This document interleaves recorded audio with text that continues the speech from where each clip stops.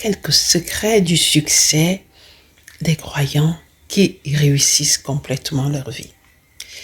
Et ces secrets-là sont bel et bien négligés, ignorés et rejetés par les autres. Premièrement, un croyant est fait pour vivre pleinement sa vie sur la terre, c'est-à-dire qu'il est fait pour réussir. Eh bien, ceux qui l'ont compris ont travaillé sur eux-mêmes par le développement spirituel. Quel que soit, lorsque tu es un croyant, quel que soit ce que tu veux être, ce que tu es même déjà parce que tu nais avec ton futur, travaille d'abord sur ta spiritualité. Je ne parle pas ici de travailler sur la religion, mais sur la spiritualité positive. Parce qu'il y a bel et bien de l'ombre aussi dans la spiritualité. Dieu est un esprit et tu dois t'affirmer par ton identité spirituelle. Et tout cela va entraîner que tu aies de l'estime, de la confiance en soi. J'ai remarqué beaucoup de croyants n'ont pas de confiance en eux. Et tu vas avoir de l'assurance quand tu entames un projet.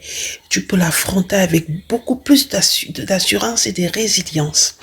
Quand ton identité spirituelle est connue, le processus qui mène vers la réalité est différent. Tu comprends?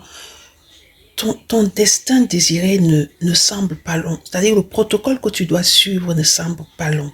Il est tout à fait normal parce que tu sais où tu vas. Tu comprends plus facilement certains blocages. Parce que les blocages, ça ne peut pas manquer. C'est comme ça que la vie est faite. Mais avec ça, tu as des armes pour combattre. J'appelle ça des outils spirituels. Dieu a tellement tout bien planifié que tout est là pour que nous puissions vivre en toute sérénité sur la terre. Nous devons revenir à notre essence véritable, celle des esprits, des enfants de Dieu. Nous avons l'ADN de Dieu. Nous avons l'habitude de prier en disant que ton règne vient sur la terre. Si le règne de Dieu descend sur la terre, il faut des personnes conscientes de leur identité spirituelle pour profiter du règne de Dieu qui descend, que tu demandes tous les jours dans le nom de ton Père, que ton règne vienne.